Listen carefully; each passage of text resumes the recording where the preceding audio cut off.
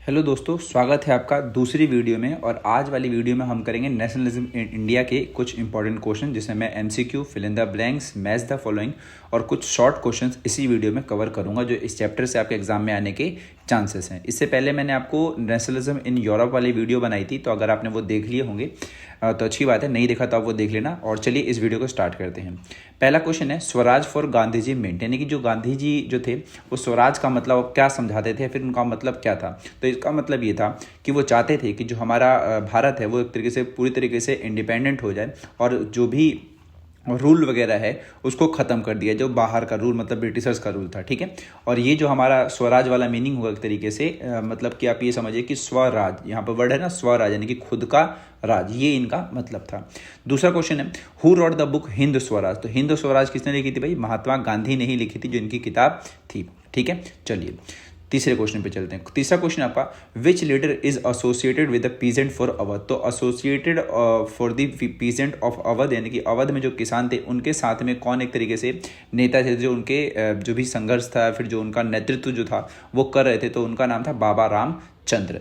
अगला क्वेश्चन है, when was the Rowlatt act पास। तो रॉलेट एक्ट के आपको बारे में पता ही होगा, जो सर सिडनी रॉलेट की अध्यक्षता में एक नियम लाया गया था, जिसमें बिना किसी दलील के, बिना किसी वकील के आपको सीधा जेल भेज दिया जाएगा। तो ये कब एक्ट पास हुआ था, ये क्वेश्चन है। तो 1919 इसका सही आंसर है। अगला क्वेश्चन है आपका, which movement started after world war first due to economic and political unrest. तो कौन सा मूवमेंट जो था आपका वर्ल्ड वॉर फर्स्ट के बाद स्टार्ट किया गया था, तो उसका नाम था खिलाफत मूवमेंट, जो कि दो भाइयों ने स्टार्ट किया था, जिसको हमने अली ब्रदर्स कहा था, शौकत अली और हैदर अली। ओके।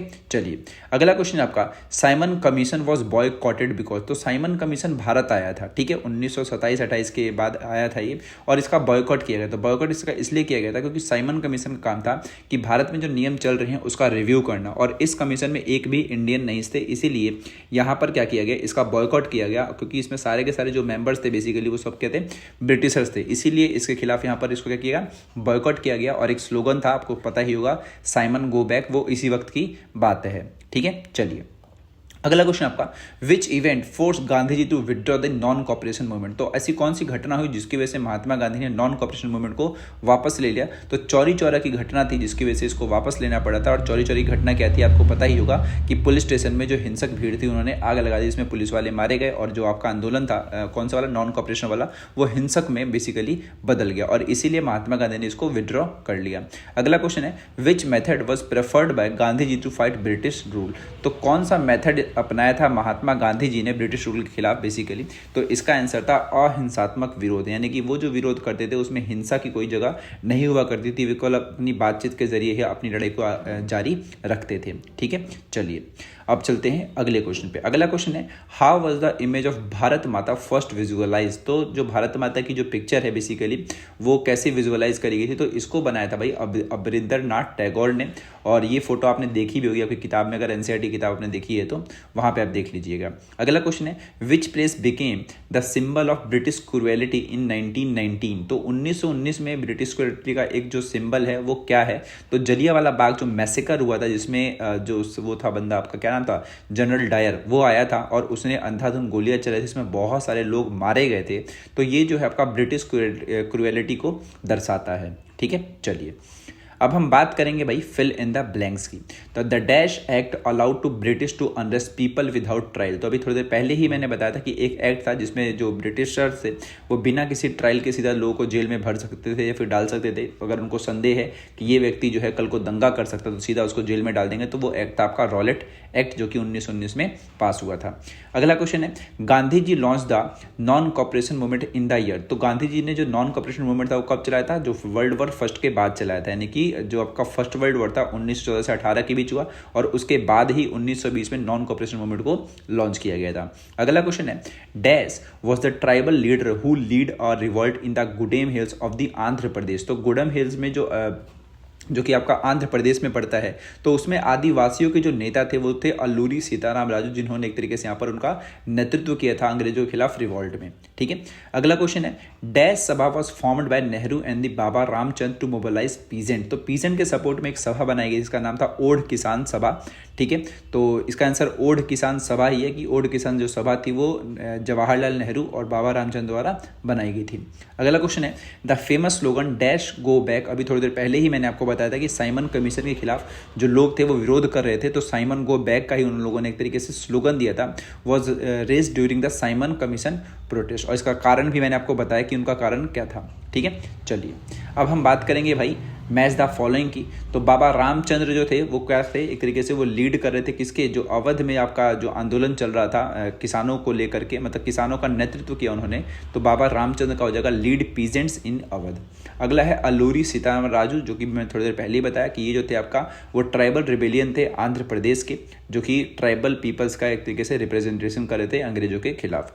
अगला है गांधी जी ने ही नॉन कॉपरेशन जो मूवमेंट था उसको स्टार्ट किया। सुभाष चंद्र बोस ने आईएनए की फॉर्मेशन करी थी, इंडियन नेशनल आर्मी, ठीक है। और अगला क्वेश्चन आपका जवाहरलाल नेहरू। तो जवाहरलाल नेहरू ने क्या किस चीज़ का सपोर्ट किया था, ओढ़ किसान सभा का।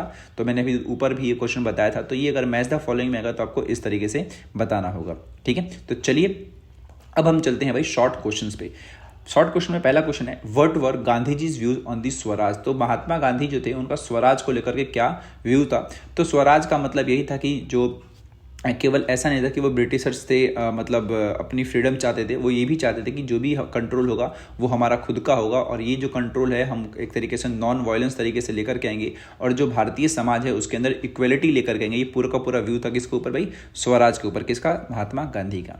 अगला क्वेश्चन है, why was the Jallianwala Bagh incident considered और turning point in the Indian nationalism. तो जलियांवाला बाग को एक तरीके से टर्निंग पॉइंट क्यों कहा जाता है भारतीय राष्ट्रवाद में, क्योंकि इसकी वजह से क्या हुआ, जब जलियांवाला बाग मैसेकर हुआ तो बहुत सारे जो लोग थे उनको समझ आने लगे कि जो ब्रिटिश गवर्नमेंट है वो बहुत ही ज़्यादा क्रूल है, और उन्होंने एक तरीके से हमारे लोगों को बेमतलब में मार दिया। और यहीं से क्या होता है कि जो लोगों में नेशनलिज्म की भावना है वो बहुत ही बड़े रूप में आती है, और वो उनके खिलाफ हो जाते हैं, किसके, ब्रिटिशर्स के। इसीलिए इसको एक तरीके से टर्निंग पॉइंट कहा जाता है इंडियन नेशनलिज्म में। ओके, चलिए अब बात करते हैं अगले क्वेश्चंस की। अगला क्वेश्चन है आपका, explain the significance of the Khilafat movement in Indian struggle for the freedom. तो खिलाफत मूवमेंट के बारे में बताना है कि इंडियन स्ट्रगल फॉर फ्रीडम में उसका क्या एक तरीके से सिग्निफिकेंस था।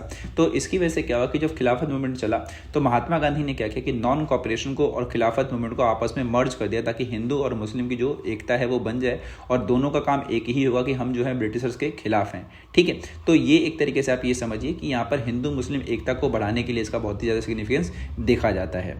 अगला क्वेश्चन आपका, how did the economic condition after the world war first fuel the nationalist movement in India. तो वर्ल्ड वॉर फर्स्ट के बाद आखिर वो कौन कौन सी चीज़ें थी जिसकी वजह से लोगों में नेशनल मूवमेंट की एक तरीके से भावना जो थी वो उजागर हुई।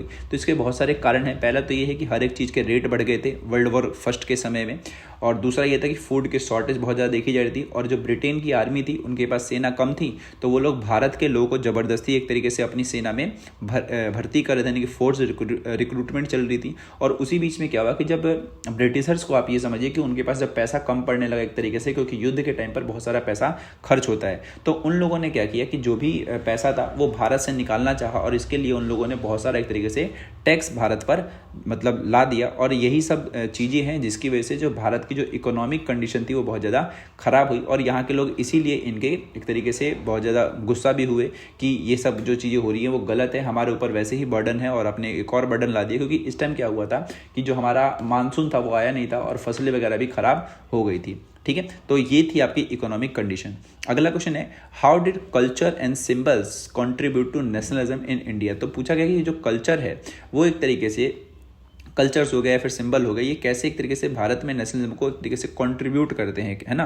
तो ये जो है जैसे कि मान लीजिए भारत माता की फोटो हो गई, नेशनल सॉन्ग हो गया, फ्लैग्स हो गए, जो भी फोकलोर हो गए, तो ये सब क्या करते हैं कि भारत के लोगों में एक तरीके से इमोशनल यूनिटी को लेकर के आते हैं, और हमारे भीतर में एक नेशनल प्राइड लेकर के आते हैं इंडियंस के बीच में। तो ये सब जो चीज़ें होती हैं बहुत ही ज़्यादा जरूरी होती हैं लोगों के बीच में देश के प्रति भावना को बढ़ाने में, ठीक है। तो यही हो जाएगा आपका ये वाला भी क्वेश्चन कि जिसमें हमने शॉर्ट क्वेश्चंस करे 5, और बाकी हमने मैच द फॉलोइंग करे, और कुछ हमने एमसीक्यू क्वेश्चन करे। तो यही था हमारा चैप्टर पूरा का पूरा, जिसमें मैंने आपको ये क्वेश्चन समझाया। और अब मैं मिलता हूँ आपसे नेक्स्ट वीडियो में, और अगर आपको ये वीडियो ठीक लगी तो आप चैनल के साथ जुड़ सकते हैं, और अगले चैप्टर्स के लिए आप मुझे कॉमेंट कर सकते हैं, मैं उसी चैप्टर पर क्वेश्चन लेकर के आ जाऊँगा, ठीक है। तो चलिए, bye bye, see you, tata, see you soon.